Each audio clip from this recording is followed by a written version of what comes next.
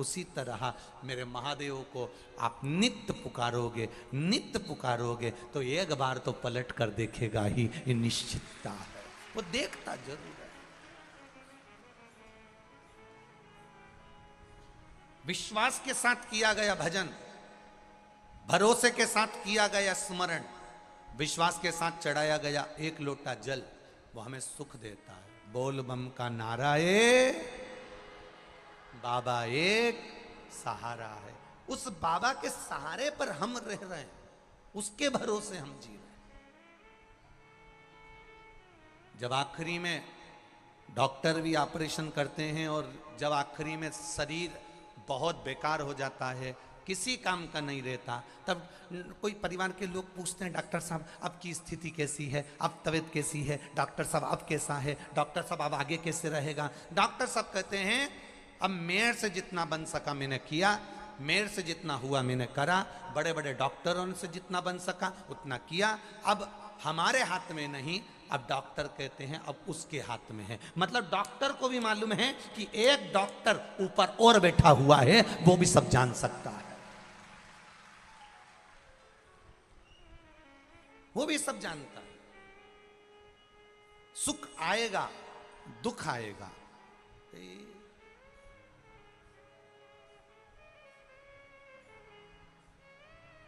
कल शाम का एक प्रश्न, जब हम बाहर चौक में बैठे थे, आदरणीय विशाल भैया जी के बहन के घर, जीजा जी के घर में हमारा निवास हुआ है और सारी दीदियों ने, बहुओं ने, बेटियों ने बहुत सेवा करी है। एक एक बच्चे ने, एक एक बेटाओं ने, उस घर के जितने बेटे बेटियां बहुएं, सब ने कहीं रसोई तैयार करना, कहीं ठाकुर जी का श्रृंगार तैयार करना, कहीं ठाकुर जी का प्रसाद तैयार करना, कहीं बाबा के अभिषेक की तैयारी करना, खूब सेवा करी। हम वहाँ बैठे हुए थे जब बाहर, तो नीचे जब गए शाम को मिलने, तो किसी एक बहन ने एक प्रश्न किया कि पुरुष स्त्री के गले में मंगलसूत्र पहनाता है,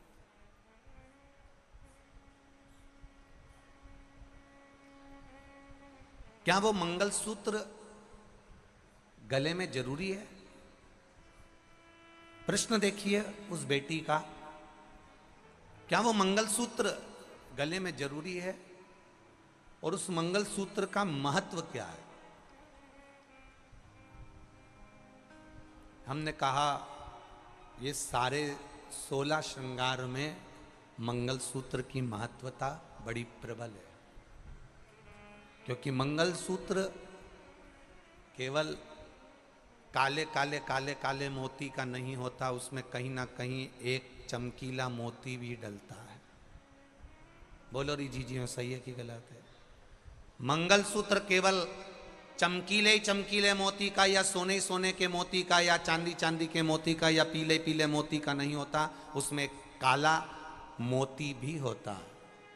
मंगलसूत्र केवल काले काले मोती का, काले काले मोती का नहीं होता, उसमें बीच में एक सुनहरा मोती, एक सोने का मोती या चांदी का मोती या पीला मोती या सफेद मोती या लाल मोती उसमें बीच में जरूर पड़ता है। और उस मंगलसूत्र में काला पीला मोती पड़ते पड़ते पड़ते पड़ते आखिरी में नीचे एक पेंडिल लटका होता। कहाँ?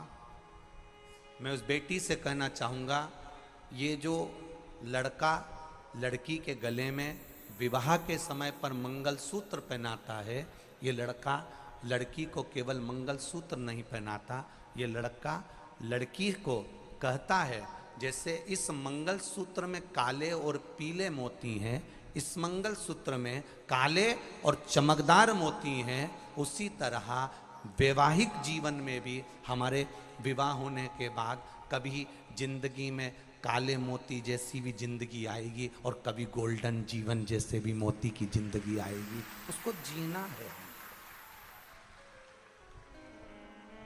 कभी कभी मंगलसूत्र के काले मोती जैसा जीवन भी आएगा, दुख का पल भी आएगा, दुख की घड़ी भी आएगी, क्षण भर की दुख की घड़ी भी हमारे सामने आके खड़ी होगी। तो इस मंगलसूत्र को देखकर याद करना कि मंगलसूत्र के मोती एक जैसे नहीं हैं, काले ही काले नहीं हैं, उसमें बीच में सोने का एक मोती लगा है, चमकदार एक मोती लगा है। तो ये इस मंगलसूत्र को देखकर समझ जाना कि जिंदगी में बहुत दिन तक दुख नहीं चलता, सोने का एक गोल्डन दिन मेरा महादेव जरूर देता है, निश्चित आती है।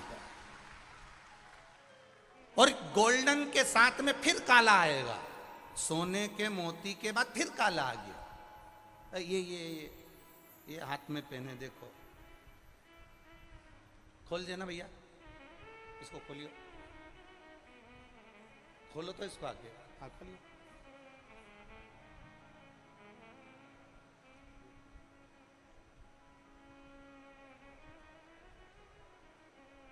अब देखो इसमें, अब ये काला भी है और इसमें गोल्ड भी लगा हुआ है, काला भी है, इसमें चमक भी लगी हुई है। आपके गले में भी होगा तो ऐसा ही है ना, बोलो जम के बोलो, है ना। ये काला भी है और इसमें एक गोल्ड भी है, फिर काला है, फिर बीच में एक मंगलसूत्र के अंदर नीचे पेंडिल लटका होता है। तो यहाँ शिव तत्व कह रहा है, भगवान शंकर का संवाद कह रहा है, शिव महापुराण कह रही है कि लड़का लड़की के गले में जब मंगलसूत्र पहनाता है, विवाह के समय में वर कन्या के गले में मंगलसूत्र पहनाता है, तो ये उसको समझ लेना चाहिए कि जिंदगी में केवल काली काली रातें नहीं होती, दुखी दुख नहीं होता, एक दिन सुख का मेरा महादेव जरूर देता है। उस सुख के दिन का इंतजार जरूर करना। और बहुत ज्यादा सुख परमात्मा दे भी देता है, सोने का एक मन का आ भी जाता है, चमकदार एक मन का आ भी जाता है, एक गोल्डन समय आ भी जाता है, तो फिर वापस कहीं ना कहीं थोड़ा ना थोड़ा तकलीफ आएगी, पर घबराना नहीं। आखिरी में एक पेंडिल नीचे लटका होता है, मंगलसूत्र का एक पेंडिल लटका होता है, वो हमारे हृदय को छूता है। वो पेंडिल भगवान का श्री शिवाय नमस्तुभ्यम मंत्र है, जो हृदय में छूता रहना चाहिए। वो पंचाक्षर मंत्र है नमः शिवाय, जो तुम्हारे हृदय को छूते रहना चाहिए। वो षडाक्षर मंत्र है ओम नमः शिवाय, जो तुम्हारे हृदय को छूते रहना चाहिए। वो पेंडिल जैसे हमारे गले में नीचे लटकता रहता है, उसी तरह मंगलसूत्र में काले अम्बा ने प्रतीक्षा करी राम आए, माता हिल्या ने प्रतीक्षा करी राम आए, विभीषण ने प्रतीक्षा करी राम आए। प्रतीक्षा जरूर,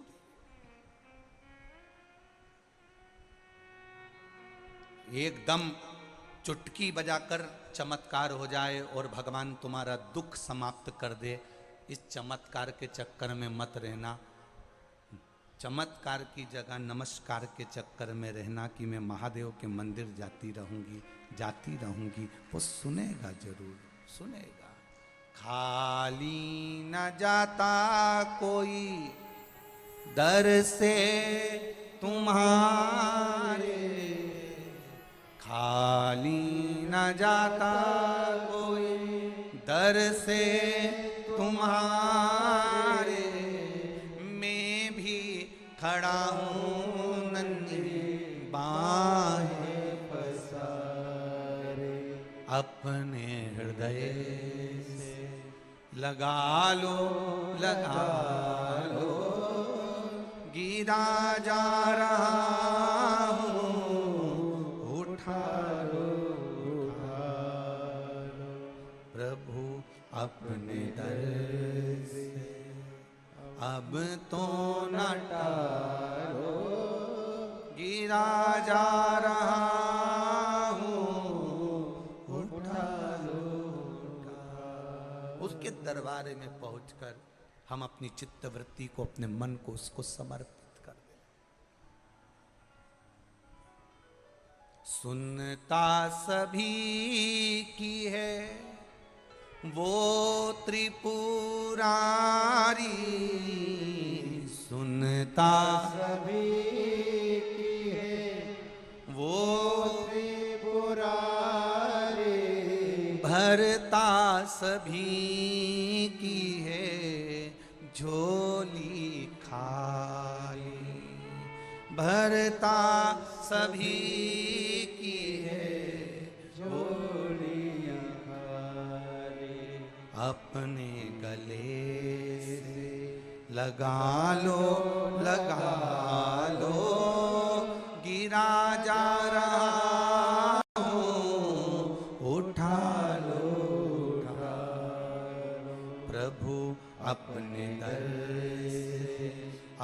तो न टालो, गिरा जा रहा हूं, उठा लो। जीवन में सुख आएगा, जीवन में दुख आएगा, पर विश्वास दृढ़ होना चाहिए, भरोसा पक्का होना चाहिए।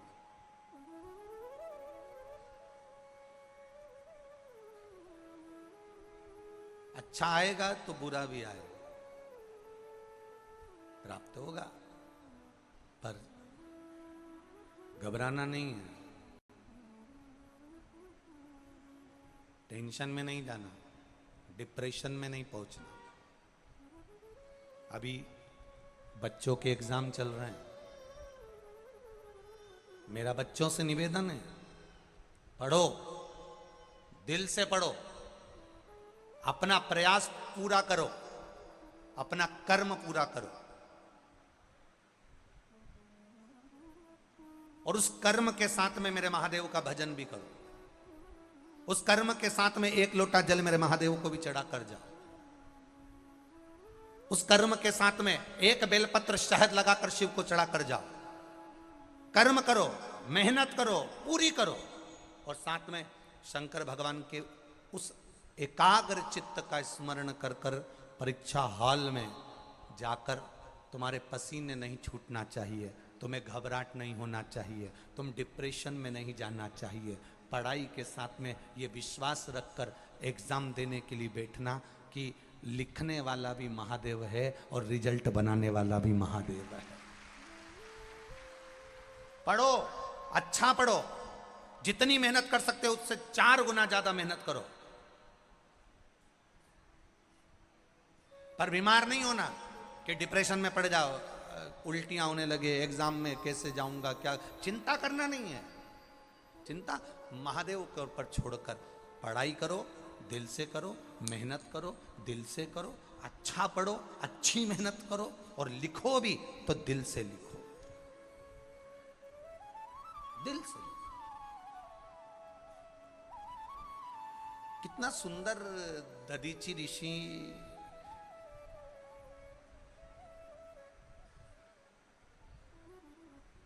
कितनी सुंदर सुंदर बातें दधीचि ऋषि ने अपने जीवन में कही है महाराज।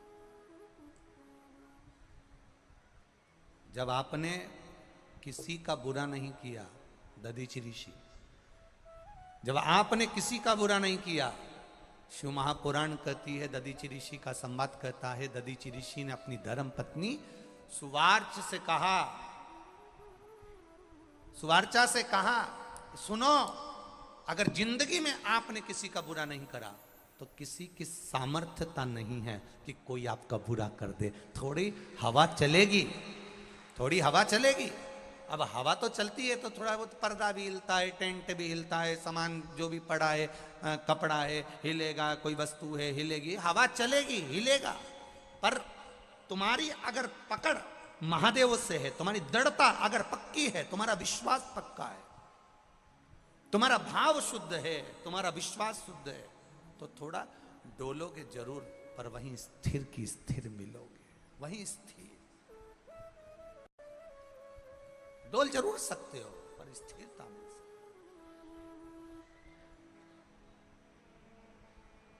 तुम्हारे भीतर की जो दृढ़ता है, तुम्हारे भीतर का जो विश्वास है, तुम्हारे भीतर का जो एक दृढ़ विश्वास देवाधिदेव महादेव के चरणों में विराजमान है, वो तुम्हें डोलन नहीं देगा, वो तुम्हें गिरने नहीं देगा। शिव कथा कर रही है,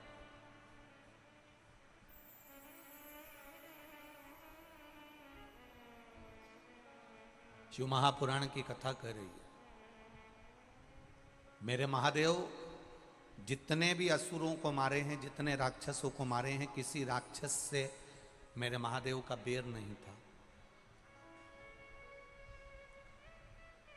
गीता प्रेस गोरखपुर की ये शिव महापुराण आप भी लेकर आओ, अपने घर में पढ़ो, अध्ययन करो। उसमें आपको मिलेगा कि मेरे महादेव का किसी भी असुर से, किसी राक्षस से बैर नहीं था।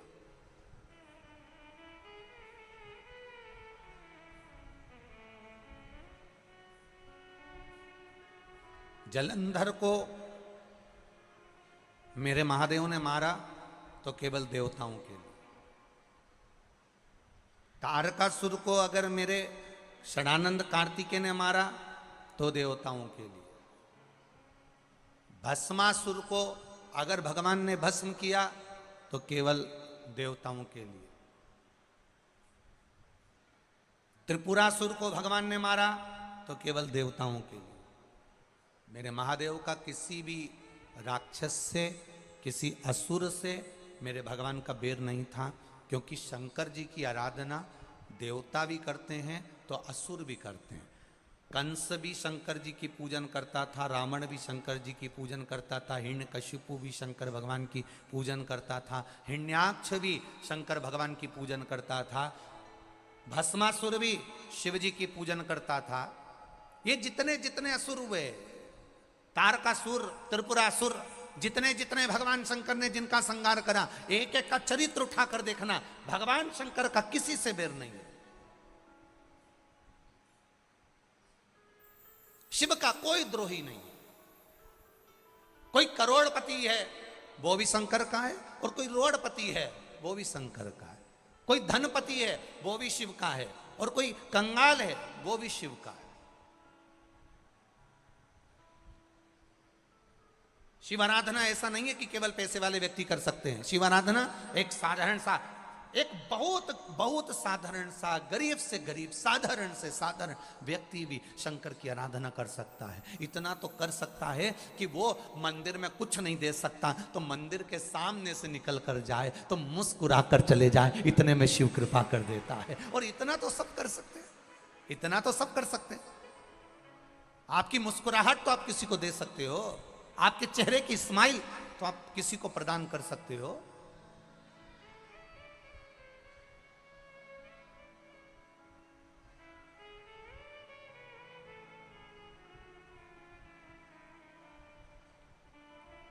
आपने दिया उसको अपने भीतर का भाव। वो ये नहीं कह रहा कि मेरे को धन देना, कि संपदा देना, वो तो खुद इतना दे देता है, इतना दे देता है कि आपको देने की जरूरत नहीं, वो खुद इतना प्रदान कर देता है, खुद देता है।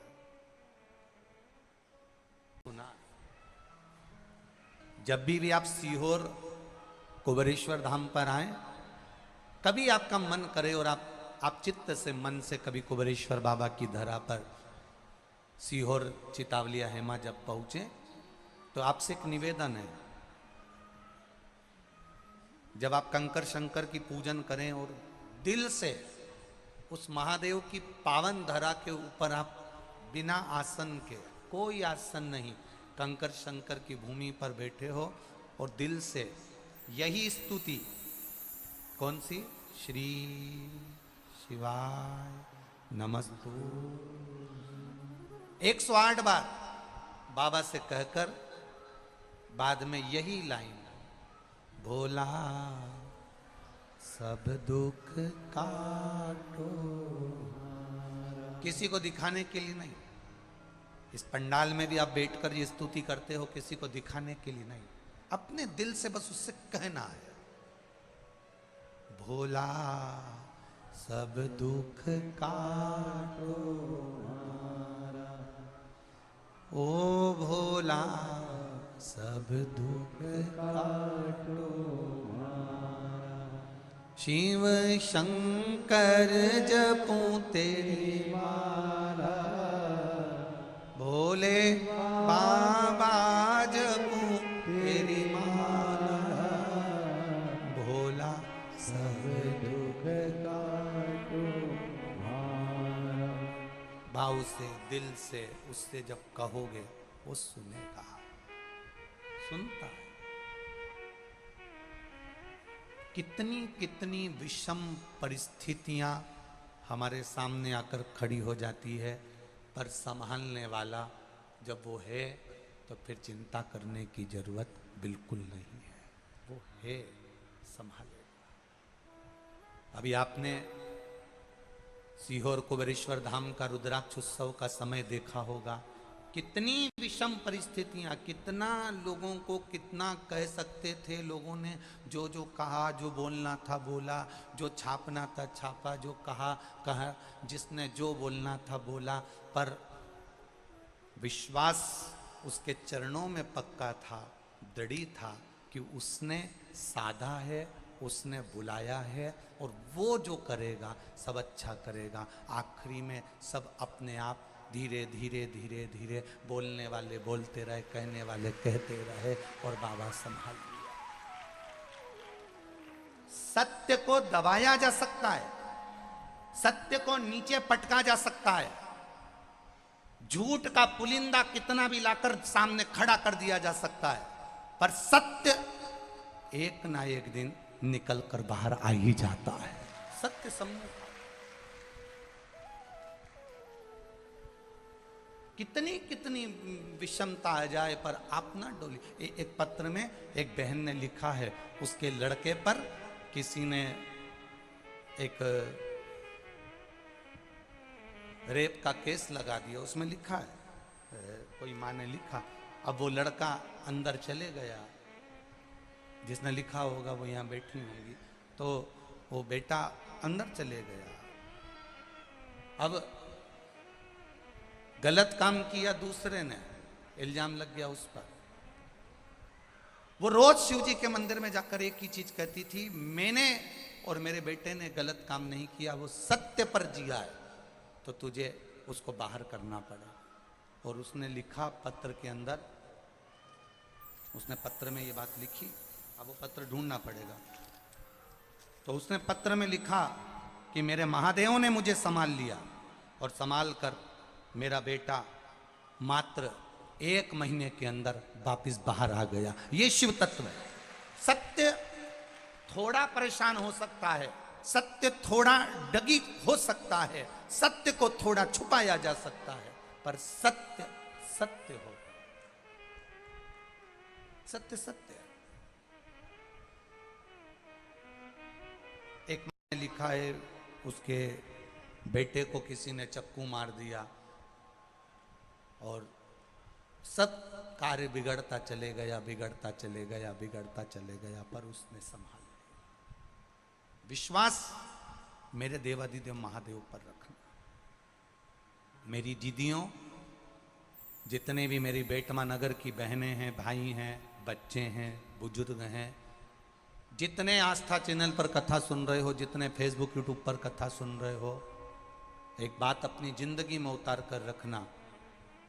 जैसे मंगल सूत्र में काली और पीला मन का आता है, उसी तरह जीवन में थोड़ा सुख और दुख आता है। घबराना नहीं, उसकी शरणागति छोड़ना नहीं, उसकी शरणागति छोड़ना नहीं, उसके चरणों का रस तत्व ग्रहण करते रहना, भजन करते रहना। विश्वास प्रदीप मिश्रा पर बिल्कुल मत करना। विश्वास करना तो ये शिव महापुराण पर और महादेव पर करना, बाकी के किसी पर विश्वास मत करना। जैसे आप हो वैसे हम हैं, जैसे आपका जीवन है वैसा हमारा जीवन है, जैसे आपका सिर दुखता है वैसा हमारा भी सिर दुखता है, जैसा आपका पेट दुखता है वैसा हमारा भी पेट दुखता है, जैसे आप चलते हो वैसे हम चलते हैं, जैसा आप भोजन करते हो वैसा हम करते हैं, जैसे आप सोते हो वैसे हम सोते हैं। तो आप में और हम में कोई अंतर नहीं है, कोई अंतर नहीं, बल्कि बड़े हमसे ज्यादा आप हो। क्यों? क्योंकि आप अपना अमूल्य समय देकर कथा को सुनने के लिए आए हो। ये माइक तो किसी पगला को भी पकड़ा दो तो वो भी 2-3 घंटा निकाल दे, पर आपके भीतर शिव समाया हुआ है। ये माइक तो किसी पगले को भी पकड़ा दो तो वो 2-4 घंटा निकाल दे, पर आपके भीतर शिव समाया है, आपके भीतर शंकर समाया है। एक नर्मदा जी में बच्चा खड़े होकर रस्सी की डोरी बांधकर उसमें चुंबक को लपेटकर नर्मदा जी में फेंकता है। क्यों फेंकता है? उसमें से कलदार निकालने के लिए, उसमें से वो पैसा निकालने के लिए। उसी तरह ये शिव महापुराण मेरे महादेव ने इस कलयुग में रस्सी बांधकर सीहोर के माध्यम से इसलिए फेंकी है कि उससे जो भगवान के होंगे वो चिपक जाएंगे, और चिपक गए तो निकल जाए। माइक क्या है? तुम्हारा विश्वास दृढ़ है, तुम्हारे भीतर जो शंकर समाया है, तुम्हारे भीतर जो शिव समाया है, तुम्हारे भीतर जो देवादिदेव महादेव समाया है, वो मूल है।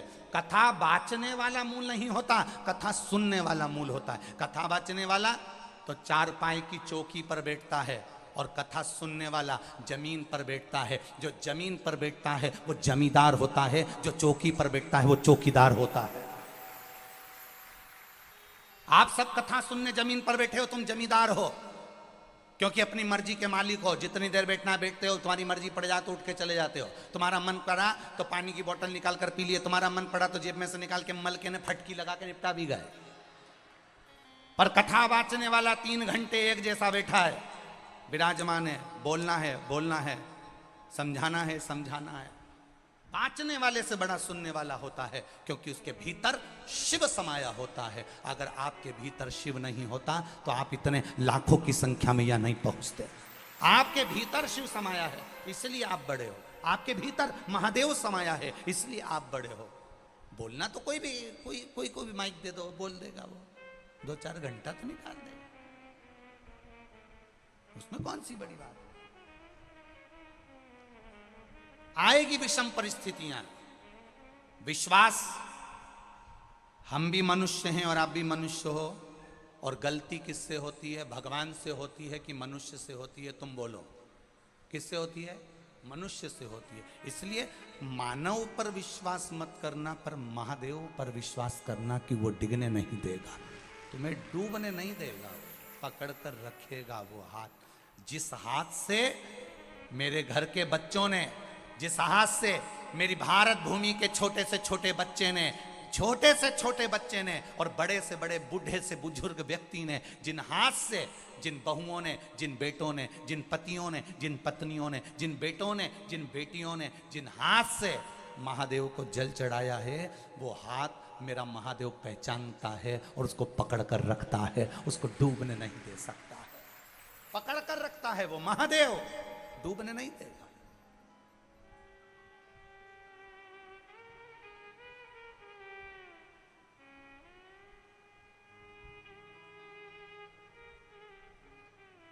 जब एक साधारण सा व्यक्ति केवल छूने से समझ जाता है कि इसकी भावना क्या है, बोलो रिजीजियों सही है कि गलत है?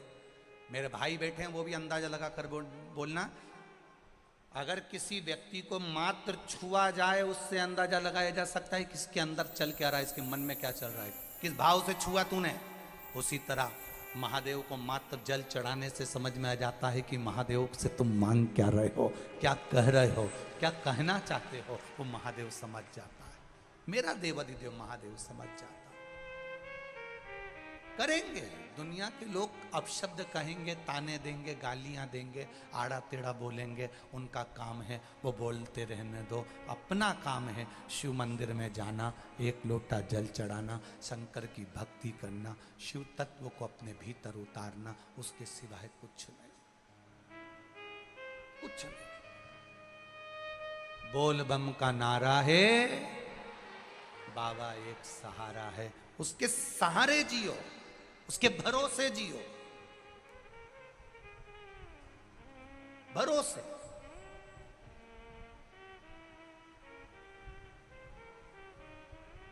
जब किसी का एक्सीडेंट होता है, घर के लोग उसके साथ में नहीं होते, अकेला पड़ा होता है, अकेला। जब कोई बीमार होता है, वेंटिलेटर पर अकेला पड़ा होता है, बोलो जीजियों सही है गलत है? जब किसी को तकलीफ होती है, आईसीयू में अकेला पड़ा होता है। जब किसी का ऑपरेशन होता है, उस ऑपरेशन रूम में वो अकेला पड़ा होता है, अकेला।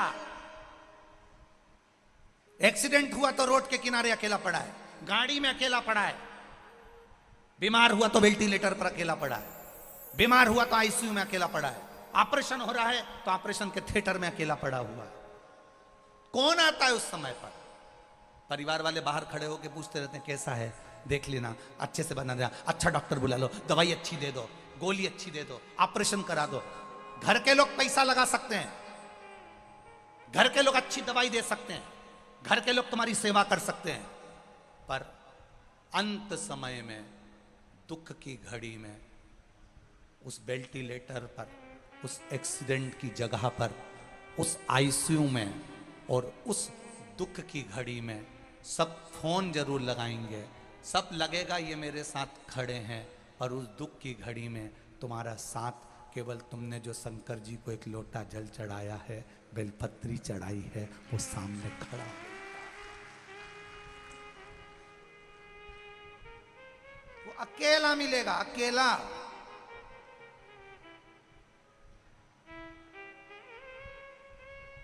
और अकेला व्यक्ति किस किस जगह पर बैठता है जरा ध्यान रखना। दुख की घड़ी में तुम अकेले रहोगे,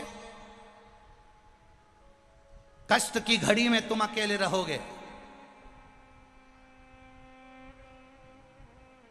और जब ये अकेलापन दुख की घड़ी से जब छूटोगे, किसी राज सिंहासन पर, किसी राजा के सिंहासन पर, कभी तुमने सुना था कि दो महाराज एक साथ बैठे? अरे बोलो तो जम के, किसी का सुना हो तो बता देना कि एक सिंहासन पे दो राजा बैठे हो। कहीं नहीं होता। एक सिंहासन पर एक ही राजा बैठता है, जो दुख की घड़ी में अकेला ठोकर खाकर भी आगे बढ़ना जानता है, वो एक दिन सिंहासन पर बैठना भी जानता है। अकेले गालियां दी जाएगी, आप अकेले रहेंगे, ताने दिए जाएंगे, आप अकेले रहेंगे, रोगे अकेले कमरे में बैठकर। अकेलापन महसूस मत करना। जिसने शंकर को जल चढ़ाया, शिव को जल चढ़ाया, जिसने शंकर का गुणगान गाया, जिसने कभी जिंदगी में शिव महापुराण की कथा सुनी, जिसने कभी शंकर का अनुमोदन करा, जिसने कभी शिव तत्व को जाना है, जिसने कभी शंकर का भजन किया है, कभी भूल से शिव महापुराण की कथा को टीवी पर सुन लिया, मोबाइल पर सुन लिया, या कथा के पंडाल में बैठकर सुन लिया, कभी अकेले मत समझना। जिस दिन तुम महादेव के पास चले जाते हो, दधीचि ऋषि ने अपनी धर्मपत्नी सुवार्च को कहा, जिस दिन बच्चा मां के गर्भ से जन्म लेता है और पृथ्वी पर उसको नीचे पटक दिया जाता है, जब भूमि पर पटका जाता है, कंकर शंकर उसका हो जाता है, वो अकेला नहीं रहता, मरते दम तक उसके साथ महादेव रहता है। मरते दम तक उसके साथ महादेव रहता है। महादेव एक क्षण के लिए भी अपने बच्चों को, महादेव अपने बच्चों को, अपनी संतान को, अपनी औलाद को, मेरा महादेव एक क्षण के लिए भी अकेला नहीं छोड़ता। हर क्षण हर पल वो आपके साथ है। बस अनुभव करिए, अनुभव। एक लड़का बचपन में अपने पिताजी के साथ अपने गांव जाता था, ट्रेन में बैठकर। पिताजी उसको ले जाते, दादा दादी से मिला कर लिए आते। बच्चा बड़ा हो गया। बच्चे ने कहा, पिताजी आप अब की बार गांव नहीं जा रहे? पिताजी बोले, अब हम गांव नहीं जा रहे। बच्चा कहने लगा, नहीं पापा, पिताजी मुझे गांव जाना है। पिताजी ने कहा, मेरे पास टाइम नहीं, छुट्टी नहीं, मुझे तो गांव जाना, आप गांव चलो। पिताजी ने मना कर दिया। बेटा कहने लगा, मैं अकेला गांव चले जाऊंगा, आप मुझे ट्रेन में बिठा दो। पिताजी ने एक पर्ची लिखी, पर्ची लिख के उसको फोल्ड कर मोड़ कर पिताजी ने वो पर्ची बेटे के जेब में रख दी और बेटे को टिकट दिलाकर ट्रेन में बिठा दिया। ट्रेन में बिठाया, ट्रेन चल दी। 25-50 किलोमीटर दूर तक ट्रेन चली। बच्चा अकेला बैठा हुआ, पहली बार घर से अकेला निकला था, अकेला पहली बार निकला, ट्रेन में बैठा। थोड़ी सी घबराहट हो रही थी उसको, पहली बार अकेला जा रहा, अकेला पहली बार जा रहा। बच्चे को थोड़ा सा डर लगा, कोई पुलिस वाले निकल कर गए, डर लगा, कोई टीसी निकल कर गया, डर लगा। किसी ने कहा, ये सीट छोड़ो, अगली सीट पर बैठो, उसको डर लगा। बच्चा जब अंदर से घबराने लगा, तब उसने पर्ची निकाली। उस पर्ची को निकाल कर पढ़ा तो उसमें लिखा था, बेटा चिंता मत करना, पीछे वाले डब्बे में मैं बैठा हूं, तू आराम से चलना। पिता ने पर्ची में लिखकर रखा, पीछे वाले डब्बे में मैं बैठा हूं, तू आराम से चलना। बच्चे की विल पावर मजबूत हो गई, बच्चे को दम आ गई। अब बच्चा किसी से नहीं डरता। सीट वाले से कहा, हट मेरी सीट पे, मुझे बैठने दे, मेरी सीट है, क्योंकि उसको मालूम पड़ गया पीछे वाले डब्बे में मेरे पिताजी बैठे हैं। तुम भी याद रखना, तुम्हारे पीछे तुम्हारा पिता चल रहा है, देवाधिदेव महादेव, डरना नहीं। तुम्हारे पीछे वाले डब्बे में भी महादेव बैठा है, तुम्हारे एक एक कदम में तुम्हारे साथ महादेव बैठा है, तुम्हारे एक एक कदम के पीछे तुम्हारा महादेव चल रहा है, तुम्हारे कंधे पर। कभी कभी चलते चलते चलते चलते कभी मंदिर में आराधना कर रहे हो, कभी शिव महापुराण की कथा सुन रहे हो, कभी टीवी के सामने मोबाइल के सामने कथा सुन रहे हो। अचानक कथा सुनते सुनते तुमको ऐसा लगे कि मेरे पीछे से कोई निकल कर गया। कभी कभी तुम्हारे साथ हुआ होगा, मंदिर में पूजन करते करते ऐसा लगा कि कोई मुझे देख रहा है। कभी कभी पूजन करते करते ऐसा अनुभव हुआ होगा कि कोई मेरे पास में से निकल कर गया है। कभी कभी पूजन करते हुए ऐसा लगा होगा कि मेरे सिर पर कुछ आकर गिर गया है। कभी पूजन करते हुए, कभी कथा सुनते हुए तुम्हें ऐसा अनुभव हुआ होगा कि मेरे पास में से कोई निकला या किसी ने आवाज दी। समझ लेना, जब तुम लगन महादेव से लगाते हो, वो तुम्हारे आसपास ही घूमता रहता है, हर पल, हर घड़ी, हर क्षण तुम्हारे साथ होता है।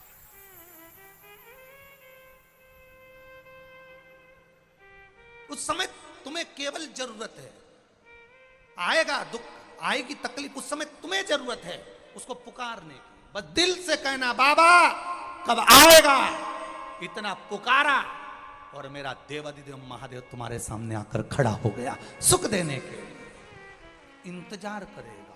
कभी कभी रोमावली में से रोम खड़े हो जाते हैं जब उसका शब्द नाद सुनते हैं। जिस समय रोम खड़ा हो, जिस समय लगे मेरा बाबा मेरे सामने खड़ा है, उस समय समझ जाना कि शंभू तुम्हारे सामने खड़ा है, साक्षी में खड़ा है, वो तुम्हारे सामने खड़ा होकर बोल रहा है। वो दूर नहीं है, वो तुम्हारे करीब में है, तुम्हारे पास में।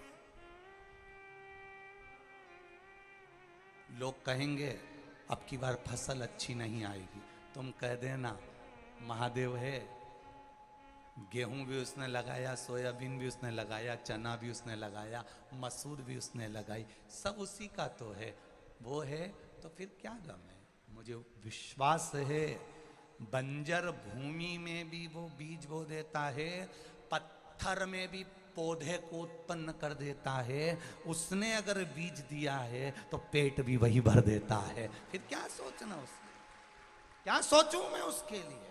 मेरा बाबा, मेरा देवाधिदेव महादेव, मेरा कुबेरेश्वर महादेव, मेरा महाकाल राजा, मेरा ओंकारेश्वर, मेरा केदारेश्वर, मेरा भीमा शंकर, मेरा मल्लिकार्जुन, मेरा वैद्यनाथ कोई साधारण नहीं है। 12 ज्योतिर्लिंग का मतलब होता है ये 12 शरीर के जो अंग हैं, इसको मेरे महादेव ने संभाल कर रखा है। ये 12 जो शरीर के अंग हैं, इसको 12 ज्योतिर्लिंग के रूप में मेरे महादेव ने संभाल कर रखा है। जिह्वा पर शिव, श्रवण में शिव, नयन में शिव, वाणी में शिव, हृदय में शिव, हस्त में शिव सेवा, चरण में शिव का द्वार, सब शंकर की एक आनंदता है। आप अपने घर में ऐसा कटोरी को उल्टी रखकर पानी चढ़ाकर पीकर देखना, स्वाद नहीं आएगा। किसी शंकर जी के मंदिर में सारी सेवा हो गई, मंदिर का शिवालय भी पूरा साफ हो गया, मंदिर का शंकर जी पूरे साफ हैं, उसके बाद तुम एक लोटा जल चढ़ाना और उस जल को झेल कर घर में लाकर पी कर देखना, उसमें अपने आप दूसरा स्वाद आने लगेगा। शंकर पर जल चढ़ते से जल का स्वाद बदल जाता है। पिया कि नहीं पिया? अरे बोलो, जम के बोलो जरा, पिया ना? स्वाद बदला कि नहीं बदला? आप घर में पानी चढ़ा कर देखना, आप घर में जो तुम्हारे यहाँ सिलबट्टा हो नहीं, चटनी पीसने वाला, ऊके धो के ऊपे पानी चढ़ा कर देखना, उसमें स्वाद नहीं आएगा। पर जो शिव जी पर शंकर जी को अच्छे से नहला दो, पूरा साफ कर दो, पूरा साफ, एक पत्ती भी मत रहने दो, उसके बाद भी शंकर जी पे जल चढ़ाकर उसको झेल कर पी कर देखना, ऐसा लगेगा अगर तगर चंदन, उसमें ऐसा लगेगा बेलपत्री धतूरा, सबका एक आनंद, ऐसा लगेगा कोई इत्र, कोई आनंद उस जल के अंदर आकर विराजमान हो गया हो। माँ पार्वती ने अपने बच्चों को, कोई जैसे एक माँ अपने बच्चे को घुटी नहीं देती, घिस के वो हल्दी घिसे, फिर बादाम घिसे, जायफल घिसे, केसर घिसे, कस्तूरी घिसे, घिस के फिर माँ उसके बच्चे के मुंह में देती है, उसी तरह महादेव को चढ़ा हुआ जल जब आप पीते हो तो मेरी पार्वती मैया आपको जीने की घुटी देती है। मेरी पार्वती माता आपको जीने की घुटी देती है। मेरी जगत जननी जगदम्बा अपने बच्चों को अमृत तत्व देती है, अमृत तत्व।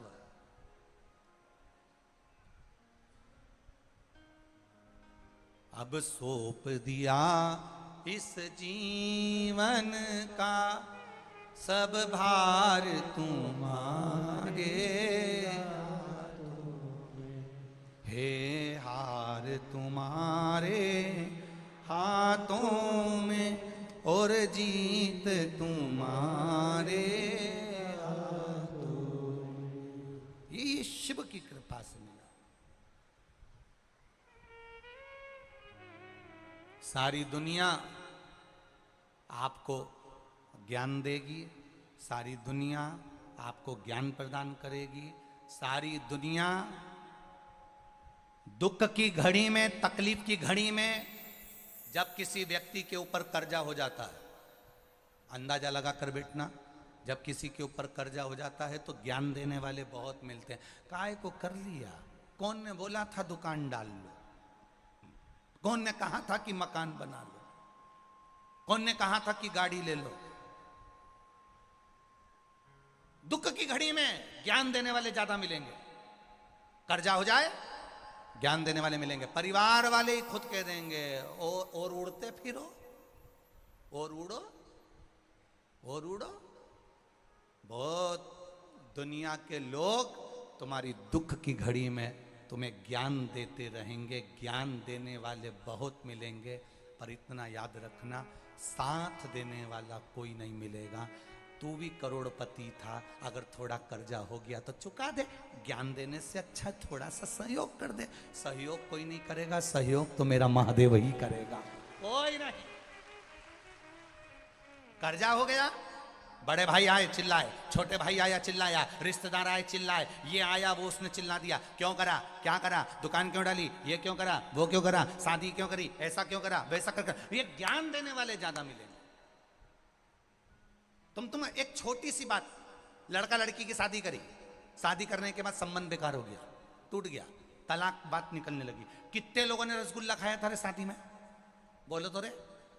हमारे यहाँ 500 आदमी का जीवन, हमारे यहाँ 500 आदमी आए शादी में, 2000 आदमी आया शादी में, 900 आदमी आया शादी में। हमारे यहाँ तो हमने शादी की विदाई में ने डब्बा भी दिया, ने तो बाल्टी भी दी, ने कपड़ा भी दिया।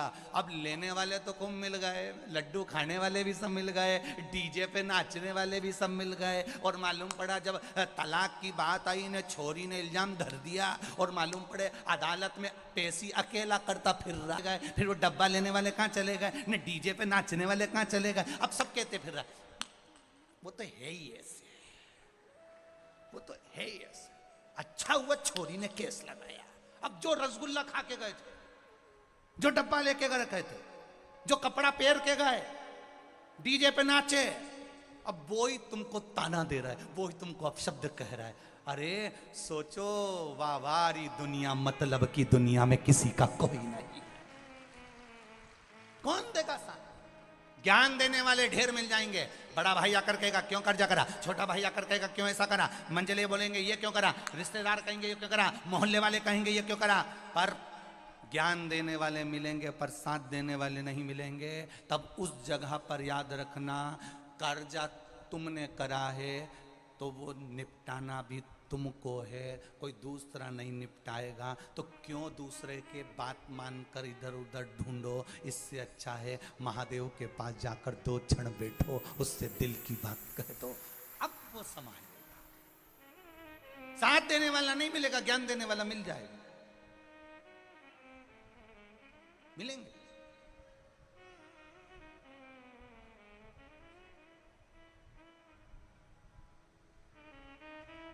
समझाओ किसी दुर्जन व्यक्ति को, किसी बेकार व्यक्ति को समझाओ, वो समझता है। अच्छे व्यक्ति को समझा सकते हैं। वो कहते ना, कल कथा में कहा था, ज्ञानी को समझाया जा सकता है, अज्ञानी को समझाया जा सकता है, पर अभिमानी को नहीं समझा सकते। तुम कितना ही प्रयास कर लो, कोई समझे? अगर समझने से सब काम हो जाता तो महाभारत का युद्ध ही नहीं होता। भगवान कृष्ण 5 बार समझाने गए, बस दुर्योधन को, दादा एक सुई की नोक के बराबर नहीं दूंगा। भगवान ने तो केवल इतना ही समझाया था, रे दुर्योधन 5 गांव का राज्य दे दे। बोलो री जी जी सही है कि गलत है, बस इतना ही। द्वारिकाधीश जैसे जो गीता का ज्ञान देना है उन्होंने दुर्योधन को समझाया, द्वारिकाधीश जैसे ने दुशासन को समझाया, द्वारकाधीश जैसे ने इन सबको समझाया, पर अहंकार इतना भरा हुआ था कि वो समझ में आए तब तो समझाओ उसको जो समझ जाए। और समझ में कब आया? जब दुर्योधन का पूरा कुल डूब गया, सब मर गया। तब दुर्योधन आंख में आंसू भर के गांधारी के गले लगकर बोल रहा है, माँ गलती हो गई। माँ बोले बेटा अब गलती तो हो गई, अब कई करें उससे ज्यादा। तो भगवान तो आए थे समझाने के लिए कि दुर्योधन 5 गांव का राज्य दे दे। कभी कभी भगवान आता है समझाने के लिए कि समझ जाओ। तुलसीदास जी बैठ के रामायण लिख रहे थे और उन्होंने एक लाइन लिख दी, सिया राम मैं सब जग जानी, करो प्रणाम जोर जुग पानी। सब में राम देखिए।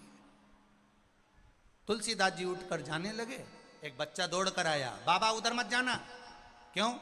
वहां पर से एक बेल आ रहा है, बहुत बड़ा बेल, बहुत बड़ा एक बेल आ रहा है। अच्छा हाँ, वो सबको मार रहा है, तुम उधर मत जाना।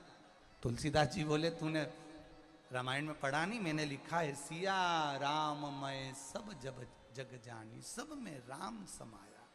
उस बेल में भी राम है, वो मुझे नहीं मार सकता। बाबा मैं तुम्हारे हाथ जोड़ रहा हूं, मत जाओ। बाबा के नहीं मैं तो जाऊंगा। और बाबा चले गए। बाबा गए, बेल ने सींग से तुलसीदास जी को उठाया, पटक दिया, पांव रख के तुलसीदास जी पे से बेल आगे चला गया। बेल जैसे ही गया, तुलसीदास जी वापिस रामायण को लेकर आए, कलम उठाकर चौपाई काटने लगे। सिया राम मैं सब जग जानी, करो प्रणाम जोर जुग पानी। उस कलम से चौपाई को काट रहे थे। इतनी देर में हनुमान जी महाराज प्रकट हो गए। हनुमान जी ने कहा तुलसीदास जी क्या कर रहे हो? तुलसीदास जी कहने लगे मैंने चौपाई लिखी थी, सिया राम मैं सब जग जानी, सब में राम समाया था। मैंने बेल में राम देखा, तो बेल ने मुझे क्यों मारा? उस बेल ने मुझे क्यों मारा? हनुमान जी महाराज बोले तूने बेल में राम देखा, वो छोरा आया था और बोल के गया था कि उधर से बेल आ रहा है, उसमें राम नहीं देखा। छोरा बोल के गया कि नहीं गया कि उधर मत जाना, सामने से बेल आ रहा है। जब सब में तुम राम देख रहे हो तो छोरे में भी राम देखो। नहीं वो मैं नहीं देखा। अब कितनी विचित्र जिंदगी है मनुष्य की। अभी नवरात्रे आएंगे, कन्या में देवी देखेंगे, कन्या में देवी देखेंगे, चरण धो धो के उनको हलवा और पूड़ी खिलाएंगे। और बाद में अब नहीं बोलूं तो अच्छा, फिर वही देवी आग लग जाए, ना जाने कहां से पैदा हो गई, मारे खाए खाए खाए जाए। अब वो देवी तुम्हें नवरात्र में देवी दिख रही थी, और पूरी हलवा खाने के बाद अष्टमी जाते से ही वही तुमको पूरी दिख रही है। वही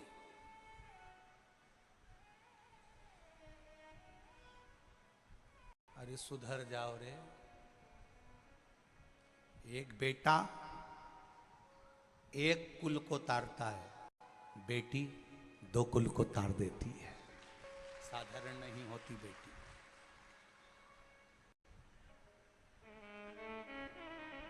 साधारण नहीं है। सम्मान करना सीखो बेटियों का। घर में रहने वाली बेटी का आदर करना सीखो, सत्कार करना सीखो। जिस दिन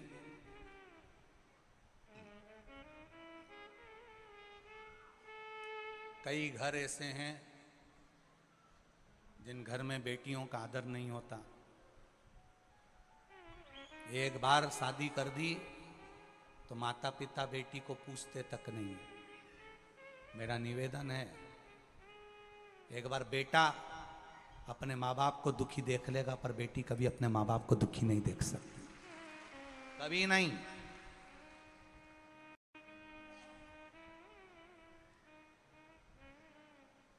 वो कभी दुखी नहीं देख सकती, उसका आदर हो। केवल नवरात्रे में, देवी के दिनों में, नवरात्रे में केवल बेटियों को ढूंढने से अच्छा है उस बेटी का आदर करना प्रारंभ करो।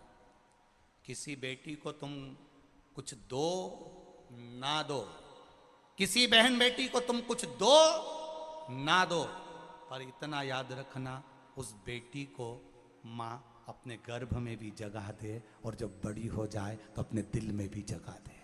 उस बेटी को तुम कुछ दो ना दो, पर उसका रक्षा, सुरक्षा और उसका सम्मान बहुत जरूरी है, उसको नहीं छोड़ना। महाराज अगर समझ जाते तो दुर्योधन के सामने ये युद्ध नहीं होता। भगवान कृष्ण ने समझाने का प्रयास करा।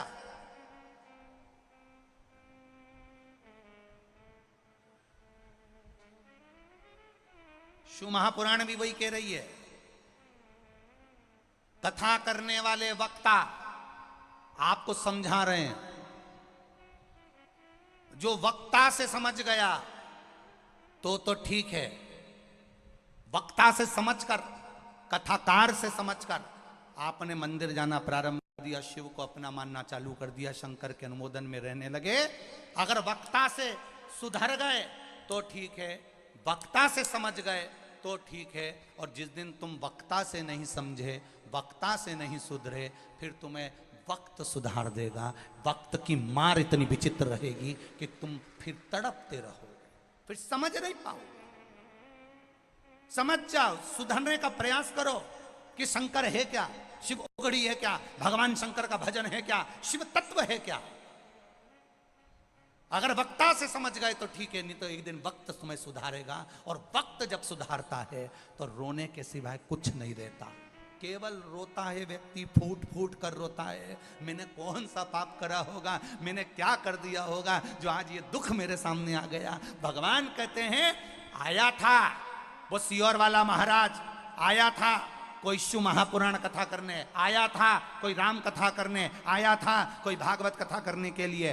वक्ता आया था, मैंने तेरा वक्त बदलने के लिए भेजा था, पर तू उस वक्ता को नहीं पहचान पाया, इसलिए भगवान ने अब तेरा वक्त बदल दिया। अब तू रो, उसके सिवा कुछ नहीं रखा। अब रोइए, क्या रखा? तो भेजे,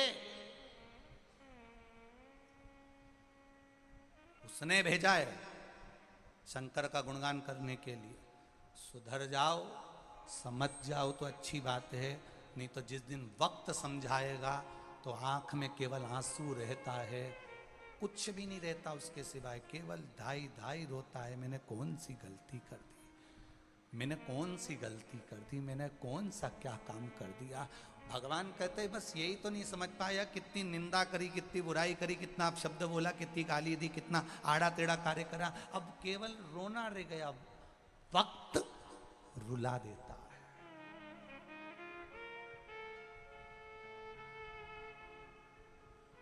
कई लोग कहते हैं भगवान आएगा, कई लोग कहते हैं भगवान आएगा और हमारा ये काम संभाल कर जाएगा। नहीं नहीं, भगवान नहीं आता। भगवान अपने किसी भक्त को आपके पास भेज देता है कि सबको शंकर जी के मंदिर जाना सिखा दो, एक लोटा जल चढ़ाना सिखा दो, मंदिर तक पहुंचा दो, फिर मैं संभाल लूंगा। आप जाओ, मैं बैठा हूं, आप जाकर वहां पहुंचो, समझो। अभी ये 5-7 साल से शिव महापुराण की कथा सुनकर आप लोग मंदिर जाना चालू करें शंकर जी का। उसके पहले शिव मंदिर जाते थे क्या? कभी सोमवार को चले गए, या सावन महीना में, या शिवरात्रि पे चले गए तो चले गए। दुनिया के लोगों को तो ये तक नहीं मालूम था कि शंकर जी की 6 लड़कियां हैं। दुनिया के लोगों को ये तक नहीं मालूम था कि सुख सुंदरी भी बेटी है। दुनिया के लोगों को ये भी नहीं मालूम था कि जया, विशारा, सामरी बारी, दौतली देव ये भी बेटियां हैं। दुनिया के लोगों को ये भी नहीं मालूम था कि अशोक सुंदरी का स्थान कहाँ है। दुनिया के लोगों को ये भी नहीं मालूम था कि गणेश कार्तिकेय कहाँ बैठते हैं शंकर जी के शिवलिंग के पास। कहाँ? उसने भेजा है मार्गदर्शन करने के लिए कि ये शिव पुराण को पहचानो, इस शंकर को जानो, और जिस दिन तुम शिव तत्व को जान गए, समझ लेना तुम्हारा वक्त बदल गया। अब तुम्हें वक्त बदलने वाला कोई दूसरा नहीं आएगा। तुम शिव के हो गए, शिव तुम्हारा हो गया। उसको पहचान लो, उसको जान लो।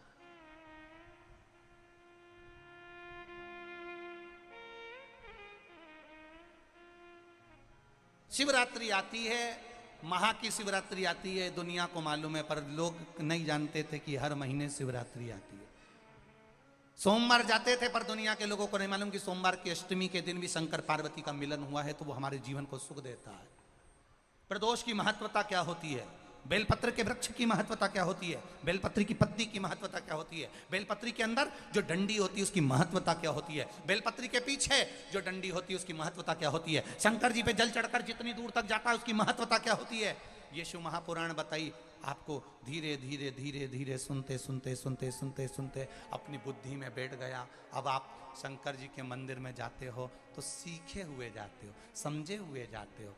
परीक्षा हॉल में जितनी प्रैक्टिकल करे होते हो उतनी जल्दी पेपर का लिखकर बाहर निकल जाते हो। उसी तरह शिव के पास जाते हो तो तुम्हें मालूम है बेलपत्री कैसे चढ़ाना है, शिव को जल कैसे चढ़ाना है, कैसे रिझाना है उसको तुरंत। आज लोग कहते हैं शिव पुराण में इतना इतना जल्दी रिजल्ट आ जाता है, शंकर जी पे जल चढ़ाने का इतना जल्दी फल मिल जाता है, पशुपति व्रत करने का इतनी जल्दी फल मिल जाता है। उसका कारण क्या है? क्योंकि तुम इतने पढ़ गए हो, इतना शिव पुराण तुम्हारे अंदर उतर गया कि तुम शंकर के एक एक तत्व को जान गए। इसलिए तुम जाते सी जब जल चढ़ाते हो तुम्हारा रिजल्ट तुम्हारे सामने आकर खड़ा हो जाता है। पशुपति व्रत करते से तुम्हारा रिजल्ट तुम्हारे सामने आ जाता है, शिव महापुराण सुनते से तुम्हारा रिजल्ट तुम्हारे सामने आ जाता है। क्योंकि शंकर को तुम जान गए हो, तुमने कोचिंग अच्छी करी है, ट्यूशन अच्छी पढ़ी है, स्कूल अच्छे गए हो, अच्छी कोचिंग करी, अच्छी पढ़ाई करी, तो तुम रिजल्ट भी तुम्हारा अच्छा ही आए। पढ़े अच्छे, विद्या अध्ययन अच्छा करा है,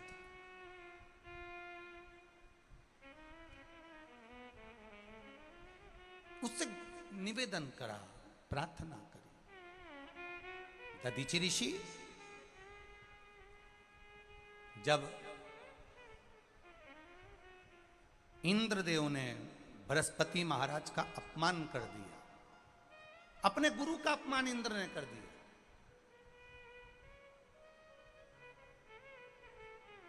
साधु संत ब्राह्मण गुरुजन गौ माता बहन बेटी घर के बुजुर्ग घर के बड़े तुम्हारे सामने हो, इनका कभी अपमान ना करिएगा। घर के बड़ों का सम्मान नारी स्त्री अगर अपने मुख से नहीं कर सकती तो घर के बड़ों का सम्मान स्त्री केवल एक काम से कर सकती है और घर के बड़े लोग खुश हो जाएंगे। घर के बड़े लोगों का सम्मान स्त्री अपने मुख से नहीं कर सकती, घर के बड़े लोगों का सम्मान स्त्री अगर चाय पिलाकर भी नहीं कर सकती, घर के बड़े लोगों का सम्मान स्त्री अगर पानी पिलाकर भी नहीं कर सकती, घर के बड़े लोगों का सम्मान स्त्री अगर धोख लगाकर प्रणाम कर कर भी नहीं कर सकती। तो केवल एक काम से घर के बड़े लोगों का सम्मान हो जाता है। घर की स्त्री क्या करे?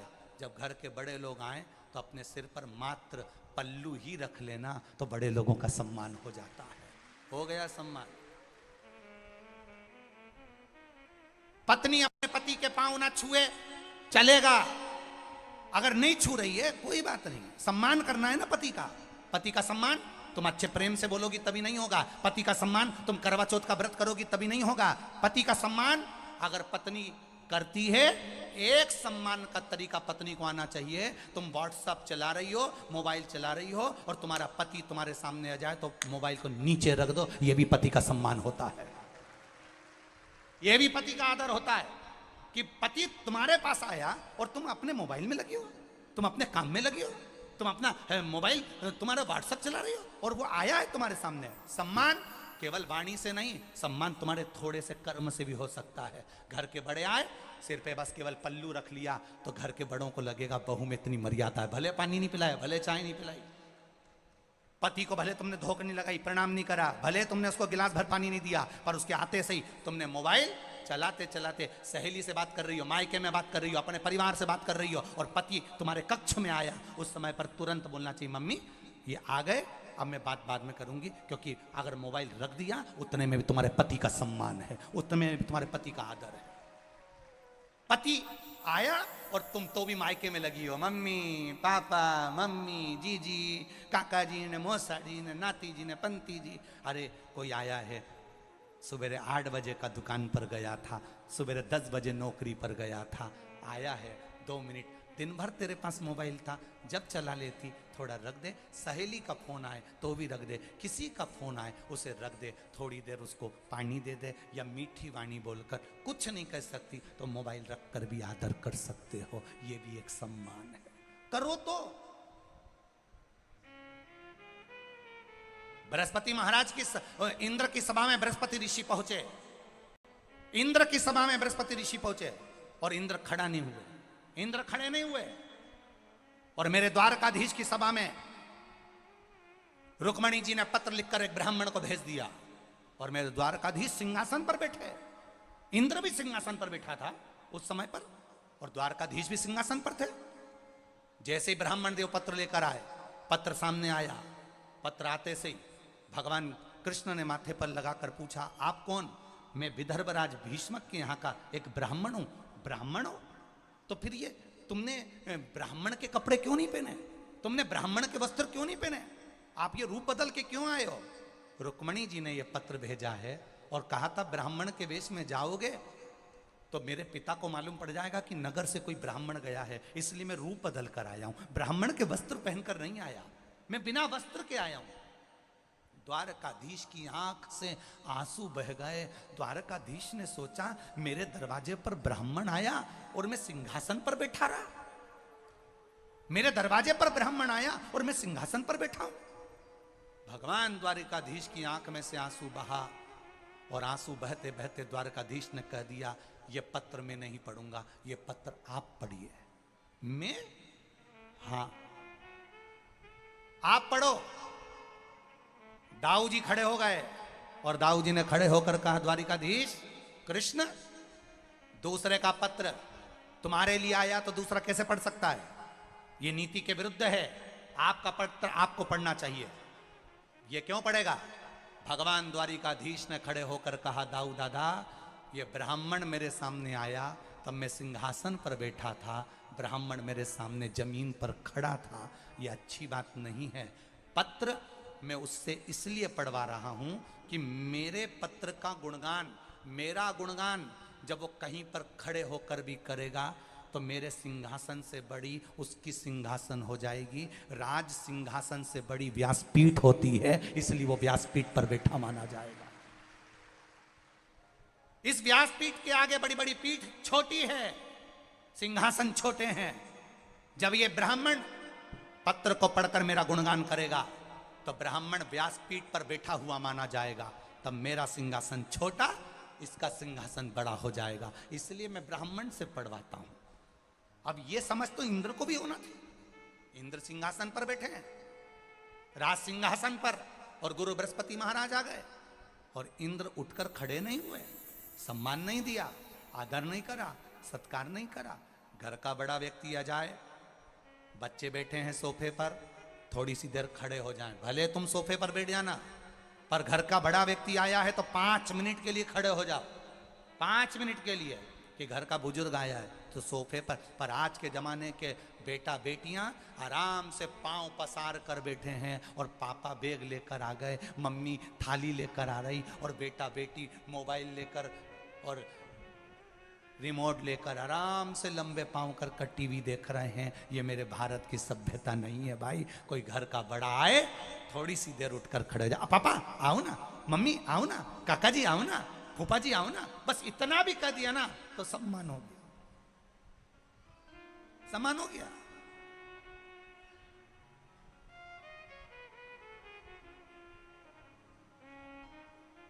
कितना विचित्र समय चल रहा है, जरा देखिए तो सही।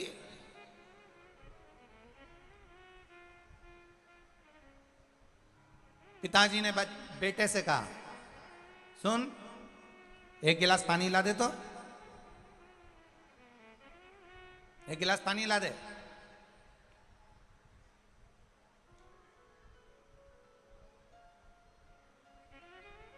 जा तो।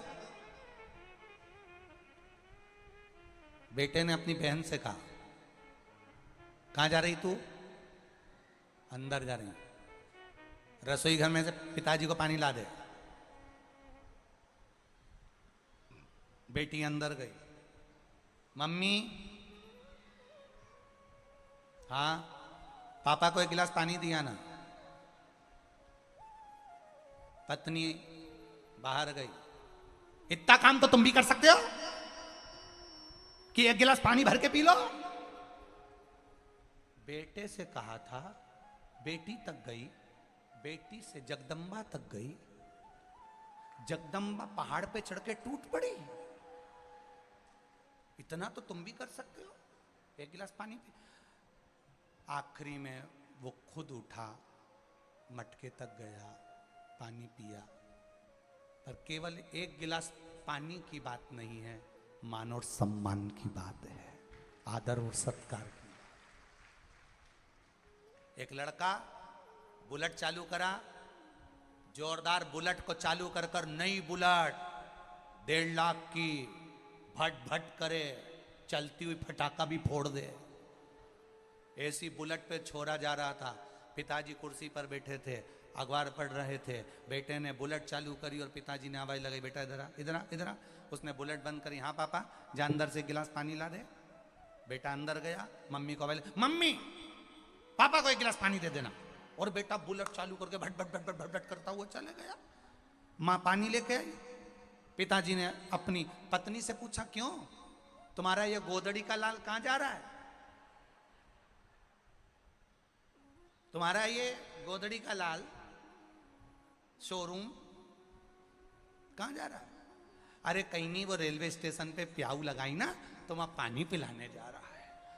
बाप ने माथा ठोक लिया, गजब, बाप को एक गिलास पानी नहीं दे रही है ना, रेलवे स्टेशन पे पानी पिला रही है।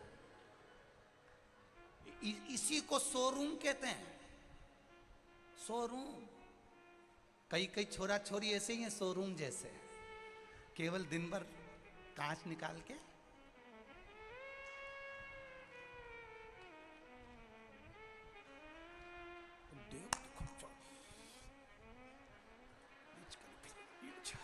थोड़ी सी हवा में बाल बिगड़े नहीं तो यूज करती फिर यूज। और कितने दिन सवारेगा, सियोर वाला महाराज का उड़ी गया तो थारा भी जाएगा। कितने दिन सवारेगा, कितने दिन सवारेगा, उड़ जाए, खूब घिसे और कांच में देखे, फिर घिसे, फिर देखे, घिस ले घिस ले घिस ले। बाद में तो एक इधर लटका मिलेगा, इधर मिलेगा, घिस ले।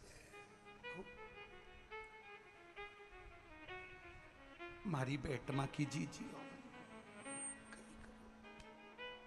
सब चले गए। कितना करता फिरे ने, बाद में घोड़ा दुखी रे, घोड़ा दुखी। पहले किसी के आगे नहीं झुके, फिर बाद में डंडा लेके यूं झुका पड़ा। पोता भी पूछे, दादी तो सीधी खड़ी क्यों नहीं हो? दादी बोली, मैं सास के आगे नहीं झुकी, तो आधे झुकी, अब झुकी,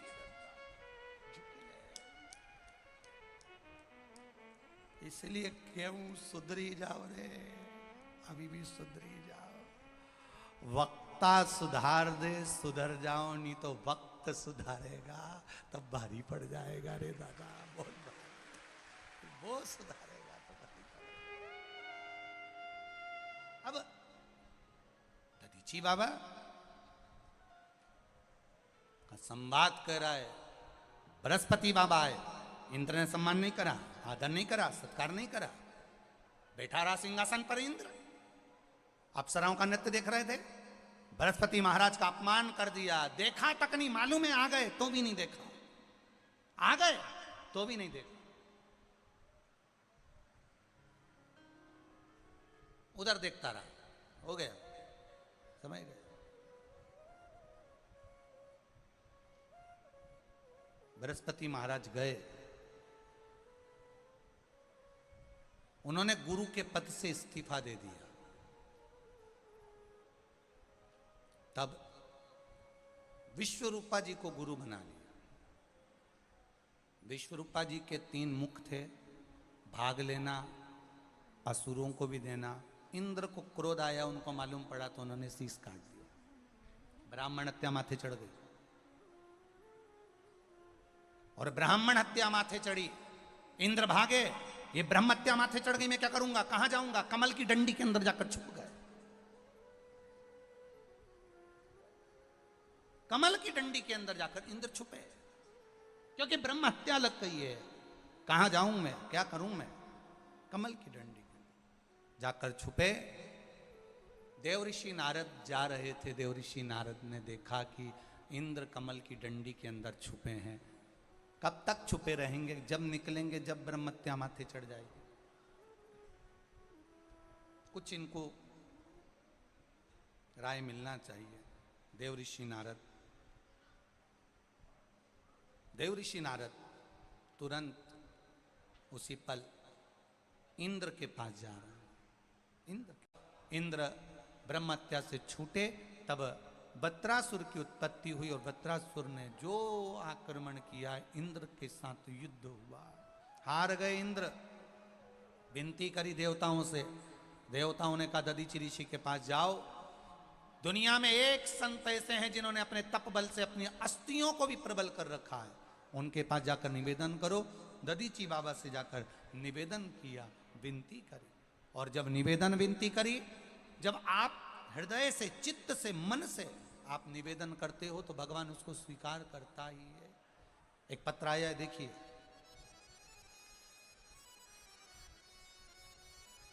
मैं दिनेश, पिता पूनम चंद जी जाट, गांव तिल्लोर, जिला इंदौर। कहीं बैठे हैं? कहीं बैठे हो तो हाथ हिलाइएगा जिन्होंने पत्र भेजा। कहीं बैठे हो तो हाथ हिलाइएगा। मैं दिनेश, पिता पूनम चंद जी जाट, गांव तिल्लोर, जिला इंदौर। मैंने किसी कारणवश, गुरुदेव आप ही हैं, दोनों हाथ हिला दो एक बार। श्री शिवाय नमस्तुभ्यं। मैंने किसी कारणवश गुरुदेव फांसी लगा ली थी। 29 तारीख जुलाई का महीना 2022 को 40 घंटे अस्पताल में रहा। डॉक्टर ने मुझे मृत घोषित कर दिया था। इनने पत्र में लिखा है, डॉक्टर ने मुझे मृत घोषित कर दिया था। फिर मेरी लड़की, जो कि बहुत रोई क्योंकि मर चुका था, जो 12 साल की है, उसने किसी से रुद्राक्ष मंगा कि हमको रुद्राक्ष दे दो अगर सीहोर का हो। वो रुद्राक्ष लिया, पानी में डाला, शिवजी के मंदिर चली गई, जल चढ़ाया, लेकर आई। डॉक्टर ने मुझे मृत घोषित कर दिया था और मेरी बेटी ने शिवजी का चढ़ा हुआ जल लाकर शंकर भगवान से कहा, मैं तेरे पशुपति व्रत करूंगी, मैं भले बेटी हूँ, 12 साल की हूँ, मेरे पापा को जीवित कर दो। मुंह में रुद्राक्ष का जल दिया। गुरुदेव, जो 40 घंटे हॉस्पिटल में पड़ा रहा, मृत घोषित था, बाबा का उस रुद्राक्ष का जल का प्रबल इतना भाव है गुरुजी, मुझे 20 मिनट के बाद होश आ गया और मैं आज जीवित खड़ा हूं। नीचे लाइन लिखी है गुरुदेव, सारे रिश्तेदार, डॉक्टर, सारी मीडिया वाले मुझे जीवित देखकर आश्चर्य में पड़ गए कि जो मर चुका था वो जिंदा कैसे हो गया। ये शिव तत्व है। अब अच्छे हैं आप? दोनों हाथ उठाकर एक बार हर हर महादेव कह दें। श्री शिवाय नमस्तुभ्यं। खुश रहिए, बाबा की कृपा बनी रहे। हर हर महादेव। बैठिए। आए जीवन में दुख, आए जीवन में तकलीफ, आए जीवन में कष्ट, और उसका भजन मुंह। फिर कहूंगा, दुनिया के लोग कहें रुद्राक्ष में ऐसा क्या है, हम कहीं के रुद्राक्ष की बात नहीं करते, पर इतना विश्वास मेरे कुबेरेश्वर धाम के रुद्राक्ष पर है कि वो डूबने नहीं देता, व्यक्ति को निकाल कर बाहर कर देता। कई लोग कहते हैं क्या है ऐसा सीहोर के उस कुबेरेश्वर धाम? ऐसा नहीं, सीहोर में भी कई लोग रुद्राक्ष बांटते हैं। दुनिया भर में लोग आजकल तो जहां कथा होती है लोग बाग रुद्राक्ष बांटना प्रारंभ कर देते हैं। ऐसे तो मेरा महाकाल राजा जो उज्जैन में है, ऐसे महाकालेश्वर भगवान के मंदिर तो पूरे विश्व में बने हैं, पर महाकाल तो महाकाल होगा, विश्वनाथ तो विश्वनाथ होगा। उसी तरह दुनिया में कहीं रुद्राक्ष बटे, कहीं कोई दे, कितना भी खरीदो, और कुबेरेश्वर धाम का जो रुद्राक्ष आपको निशुल्क प्राप्त होता है, कंकर शंकर की धरा से आप लेकर जाते हो, क्योंकि सीहोर का रुद्राक्ष कोरियर नहीं करा जाता, सीहोर का रुद्राक्ष किसी के घर नहीं भेजा जाता, सीहोर का रुद्राक्ष पैसे से नहीं मिलता, सीहोर का रुद्राक्ष तो कंकर शंकर की उस कुबेरेश्वर बाबा की धरा से प्राप्त होता है, उसी की देन से मिलता है और उसी से प्राप्त होकर कल्याण करता है। दुनिया में चाहे कितना भी बटे उससे मतलब नहीं, कुछ तो होगा इस स्थान की महत्वता, कुछ तो कुबेरेश्वर धाम के कंकर शंकर की महत्वता होगी, जिसकी भूमि का एक रुद्राक्ष एक कंकर जीवन का सुख दे जाता है। कहे दुनिया कहे तो उसका आनंद तो। आगे वर्णन आया, दधीचि ऋषि ने अपनी हड्डियां दे दी, अस्थियां दे दी, उस अस्थियों से शस्त्र बना, शस्त्र बनकर युद्ध हुआ, युद्ध होते ही वृत्रासुर का अंत हुआ। पिपलाद सुवाच के गर्भ से प्रकट हुए, जिसको महादेव ने अपना नाम, अपना आनंद, अपना वर प्रदान करा और कह दिया, इस पीपल के वृक्ष के नीचे पिपलाद तेरा जन्म हुआ है, मैं स्वयं निवास करूंगा, पिपलेश्वर महादेव के रूप में मैं यहां रहूंगा। संसार का कोई मनुष्य अगर पीपल के वृक्ष के नीचे पिपलाद तेरा नाम लेकर पिपलेश्वर महादेव का स्मरण करेगा, उसको मनवांछित फल की प्राप्ति होगी। शिव जी ने उसे वर प्रदान कर दिया। ऐसा पिपलेश्वर महादेव पिपलाद का चरित्र है। वर्णन आया, 12 ज्योतिर्लिंग का स्मरण कराया। प्रथम सोमनाथ जी का स्मरण, चंद्रदेव को काया के रोग से मुक्त। दूसरा मल्लिकार्जुन का वर्णन, माता पार्वती और शिव जी ने जाकर बाबा कार्तिकेय को रिझाया। फिर महाकाल बाबा का वर्णन, महाकालेश्वर दूषण नाम के राक्षस का संहार करने के लिए मेरे महाकाल बाबा प्रकट हुए। 84 रूप में बटे, 84 रूप में 84 महादेव के रूप में विराजमान। भगवान शिव जो आनंद की राशि है, भगवान शंकर महाकाल के रूप में विराजमान होते हैं। अगला वर्णन श्री ओमकारेश्वर जी का, बिंद नामक पर्वत ने तप कर कर भगवान को विराजमान किया। केदारनाथ जी का वर्णन आया, नर नारायण ने भगवान का स्मरण कर भगवान को विराजित किया। भीमाशंकर, कुंभकर्ण के पुत्र भीम का संगार शिव जी ने करा, भीमाशंकर के रूप में विराजमान हुए। अगला वर्णन काशी विश्वनाथ का मनु शत्रुपा के रूप में। फिर वर्णन त्र्यंबकेश्वर का गौतम बाबा को तारने के लिए। वैद्यनाथ का वर्णन आया, रावण के अहंकार को तोड़ने के लिए। नागेश्वर बाबा का वर्णन दारुक नाम के राक्षस का संहार के रूप में हुआ। रामेश्वर बाबा का वर्णन राम जी ने स्थापना करी, इसलिए रामेश्वर रूप में वर्णन हुआ। कृष्णेश्वर सुधर्म नाम के ब्राह्मण की धर्म पत्नी घोषमा के बेटे को भगवान ने जीवित करा, तो कृष्णेश्वर के रूप में विराजित हुए। ऐसा 12 ज्योतिर्लिंग का चरित्र श्रवण कराया। बाबा देवाधिदेव महादेव आनंद करने वाले। भगवान शिव की यह पावन कथा, बिंदुक प्रेत योनि से छूट गया, चंचुला का खंड सौभाग्य हो गया। ऐसी शिव महापुराण की कथा बाबा ने कही, तुमरुका जी ने चंचुला देवी को सुनाई। आप लोगों ने श्री विशाल जी पटेल